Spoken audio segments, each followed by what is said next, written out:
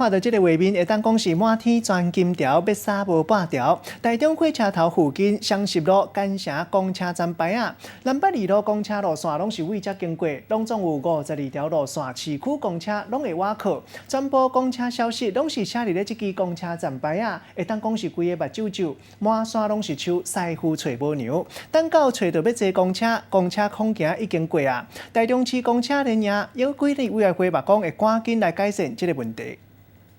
来到台中公车站，想要坐公车，哎呀，想袂到目睭睭的路线，大大的车牌啊，要找到家己的目标，真困难。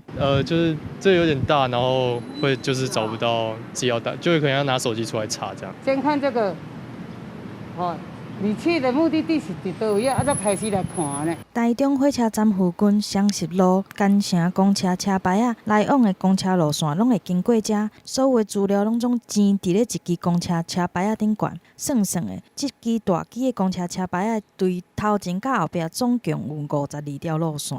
真无简单，找到要坐公车，有当时啊，就已经袂赴。这支车牌啊，有2个大人遐尼悬，看差不多1公尺。有人踮脚伸颔棍啊，也是举头来看路线。上顶悬的一排，佫无一定看得清楚。我们用传统站牌，它就必须设10几支的站牌在那边哈。那造成景观上面也是比较复杂，看是不是透过路线方向性来做车辆的一个分流，资讯也给它分流。互人看到目睭花，抑佫有即个宜兰的民俗指示牌啊，目睭睭的骨落牌，民众拢讲看甲脱汤嘛找无。毋过，县政府讲这是统一的寸尺，避免互市容看起来真乱，想袂到意外变做话题。记者综合报道。